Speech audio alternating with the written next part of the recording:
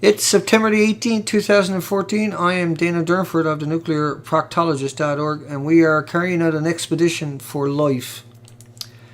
On March 11, 2011, there was a earthquake 9.0 in Japan, followed by a tsunami that inundated 500 kilometers of the coastline and ultimately destroyed Reactor 1, Reactor 2, and Reactor 3 and 4. These reactors are hemorrhaging into the ocean, and we are out looking for sea life that has survived the carnage. So far, in around 500 kilometers, we have seen around 40 species. Today was no different. We didn't see any extra ones. I do think I seen a snail there that I hadn't seen before.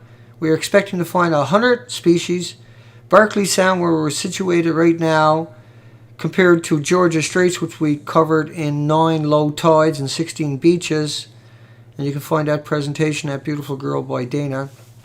And the pictures at the nuclearproctologist.org. We didn't see only 12 species in total. And so we're finding the same species still where we're going, but except out on the coast here, there's more of them. And once again, we're not finding anything extra, but it is surprising, and it's unfortunately we can't stop Fukushima, and so I can't imagine these are going to survive. But they are dominating the islands today. The guys got on some islands. It was pretty rough, and I'm not going to drive you right through it, but they found millions of green sea anemones and all the same species, and there was more of it. Let me see if this is a better picture. Let me see. Yeah, that's actually all green sea anemones. Every one of those little circles kind of type things you see in there, even though that's not a clean picture. Let me see if I can get a better one for you. Maybe that one will do us justice. But there are actually millions and millions and millions of green sea anemones, and somehow they have taken over. Now, when you get down a few feet below, there's nothing. The rocks are naked. There is no white sea anemones. They did find some sea urchins, but they didn't find many. They did find them in a spot, and we got videos. We'll get that and eventually render it and get it up on the site. They'll be back out tomorrow, and what they'll be doing is landing on the back of islands, and then they'll walk around to the front because it's too rough, too dangerous to try to land on the front of the island. And we're just trying to document the tidal pools. That's all we're trying to do. And let me keep going here. We got Simon. Didn't I have a Dana data? Oh yeah, I took some pictures of the guys on the boat when they were getting ready to leave, pulling up their pants. And we didn't have the running lights. I got them on there at dark tonight, and so we couldn't go out last night because we never had running lights. Should be up in that corner there, and that was my fault. And we don't have the drill. And so we still haven't got the names. We're going to look for an artist to put the names on it. And I put on the nuclearproctologist.org to see if I can get a picture of it because it's pretty rough. It doesn't do us justice. And so we're going to get that cleaned off and get a real artist to put that there. And Geoff Palko, of course, will go there. And a special thank you to Geoff for everything that he's done and continues to do, and the support that he shows, and the resolve that he has. You know, it's very trying times for everybody, and we really appreciate Geoff, who is extremely articulate and very knowledgeable. And I can assure you, I've talked to Geoff many times on the phone, and Geoff is nobody's fool. He's very aware, he's very tuned in, and I don't take anything he says lightly. Everything he says has a value for me, and he has always come through, and we owe him a lot of respect. And Elaine has come through for us today in just an amazing way. And it took so much stress off me that I actually passed out and made everybody really happy. We're really grateful.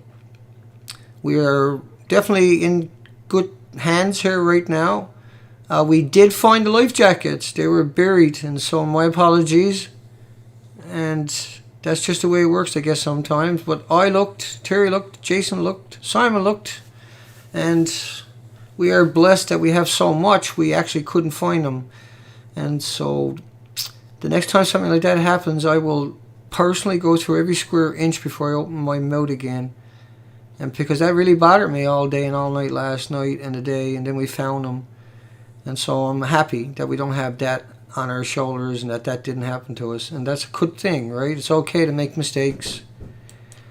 The boys are getting ready to go out, and I'll show you some more pictures. Give you a couple of pictures from Jason. Jason took mostly videos today, and which is really good underwater videos. And let's try to watch one of them. I'm not sure what is what. Let's stop it. Hang on. There was a red one, red starfish. They've seen a lot of starfish. They've seen, but just the same species we're seeing everywhere else. So total 40, 45 species. We're looking at nothing extra, but a whole lot more of the same species. And so the ocean is not receding itself. And we got Geiger counter readings there, I think. We're almost ready for that. We're up to 328 counts. And that's what I mean. Like when you're doing counts per minute, you'll see the Geiger counter jumping up and down, jumping down, jumping up and jumping down. And so you look at it and you say, oh, it's average 30, 40, 50, and it's back down to 30. When you count every single one of them, that's when you really get a comprehension of what's truly going on here. But when you're doing the averages of counts per minute, you don't really got a clue. You're getting all these averages and they're changing all the time.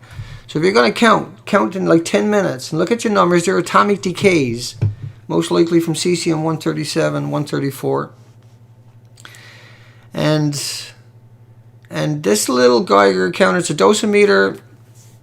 And I was talking to the donors today, the company that sent it to us. And I can't open up that thing because it's too loud for me right now. But I'll do little videos about that little dosimeter in comparison with the other one.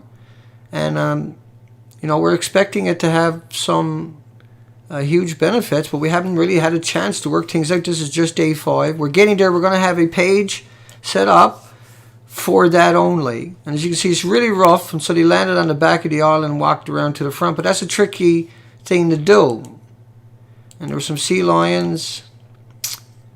And that's when they were leaving Bamfield.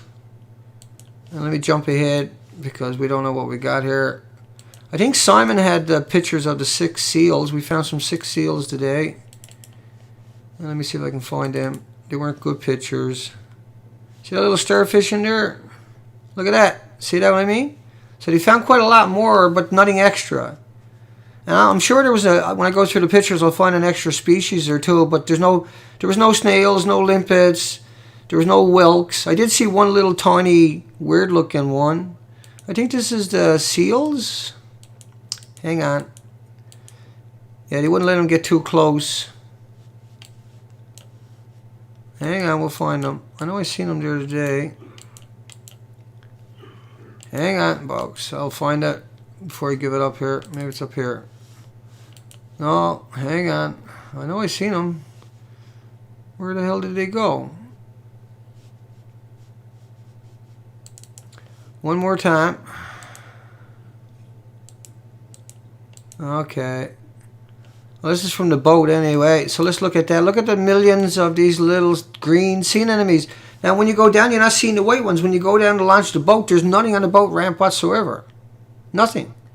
I've never seen nothing like that. Every rock on the shoreline, right throughout British Columbia, right even into the stillest fjords and inlets where there's not much exchange or tide getting through. Every rock on the shoreline will be covered with great big white sea anemones, just loaded with them, 6, 7, 8, 10 on a rock. Every rock, everywhere you go in British Columbia. We haven't seen any on rocks, but we did see some on the wharf. But we're not seeing any on the rocks below it. We're not seeing any on the rocks at low tide, none on the boat ramps. The boat ramps are clear. You're not going to slip, you're not going to fall, you're not going to, nothing. Right through British Columbia, everywhere we're going. I apologize for the seals. I'll go back and let's check Jason. Maybe Jason had them there. Yeah, that's where I got confused. No. I don't know how that happened. What was going on? Did Terry have the seals? Let me go and check. I don't think he did, but he might have. Let me see. No. I'll go down a little bit further. Seals, seals, seals. I don't see them. Oh, that's sea lions. We never got no good pictures. They looked... They're the California golden sea lions. They used to drive me off the ocean floor all the time. So those were blurred. I'm going to upload them all anyway. There's like 6 gigabytes here. They're very high quality. We got the cameras working properly again. And I know we got 6 seals there, but I can't find them. It's just one of those days. I'm pretty sure Simon had them on his picture, and I must have jumped too fast. Let me fly through all of them. See if I can find them. Oh. Right, and so it's pretty naked. But we're looking for the tidal pools, not the shoreline. But because you're in the boat, you get the shorelines, right? That was a seal there. No.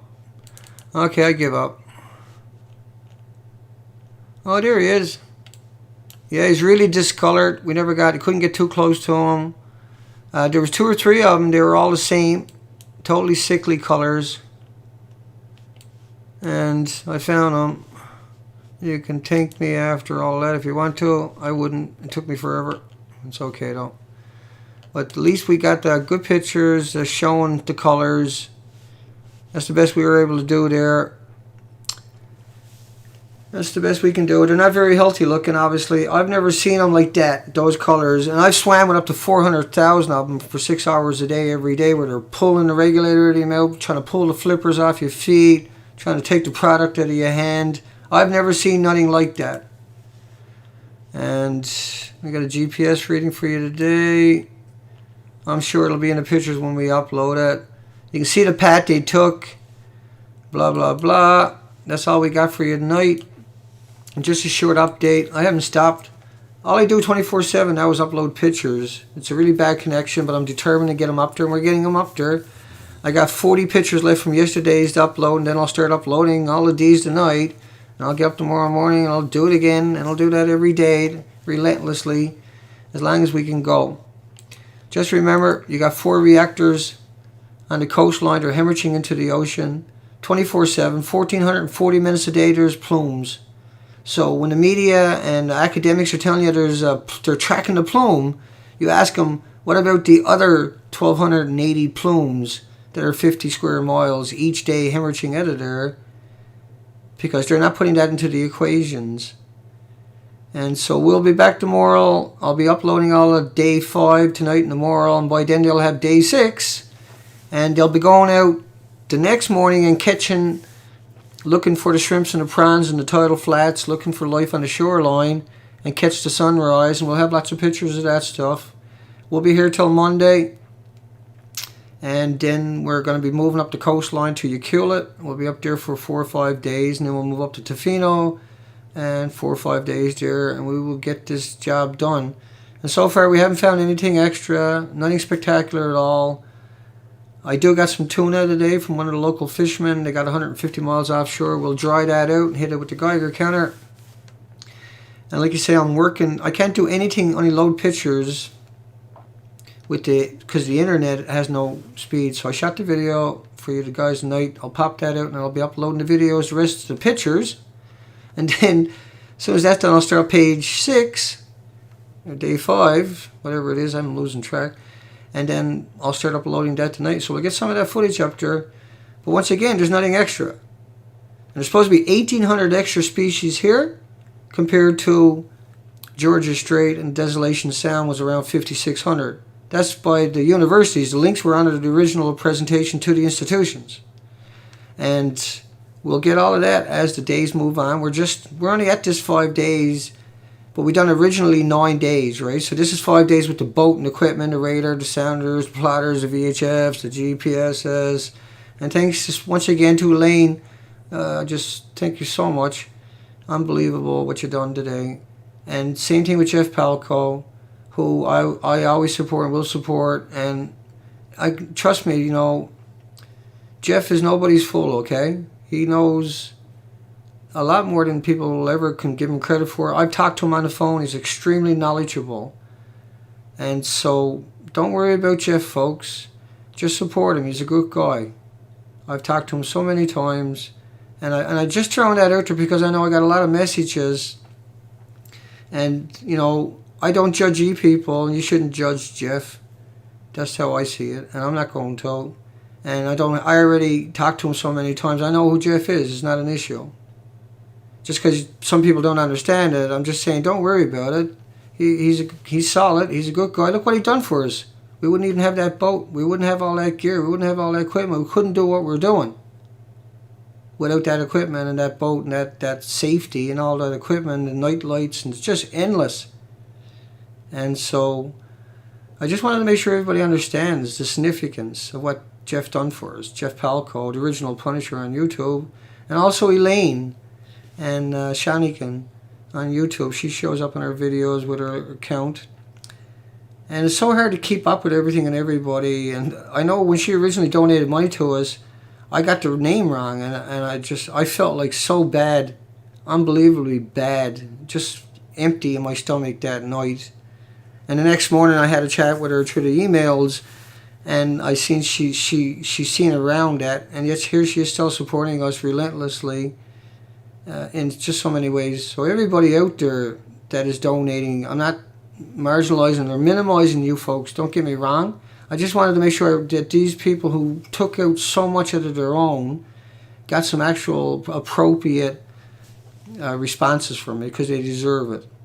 And I have to do that for myself anyway. I just got to, right? But all in all, we're not finding anything extra in the ocean. We did find lots more of the same. But if you're not going to stop Fukushima, it doesn't matter. And so we're going to keep going, so hopefully it does matter. We can have a debate, and we can treat it like a meteorite coming at this planet. And there's 4,350 peer-reviewed academic studies every day that we could flip and try to solve these issues. And because if we don't, then we got no right to complain. And right now we got every right to complain because we don't stop trying to have that debate. And we ain't going to stop anytime soon. And we have the operation finally cemented, minus the mobile home. We got some good news on that today, and so we'll pick that up on Monday, and we'll be moving up the coastline and doing it again. And I hope we find all kinds of life. I really do. The ocean is not receding itself for 500 kilometers. I don't know how it's going to recede itself anywhere else, and I don't know how it can hang on if we don't stop Fukushima from doing what it's doing all day. If we don't actually, instead of putting the homeless in there all the time, why not put the academics and the nuclear scientists? You know, shouldn't we have nuclear scientists from Harvard and Yale and Berkeley and MIT and Stanford and Oxford and all the institutions on the planet working on Fukushima? They're the people that are supposed to know what they're doing. They know what to do with bananas and potato chips and walking in sunshine. Pretty sure they can figure this shit out. Right. Take care. I'm the nuclearproctologist.org, and we'll see you guys tomorrow.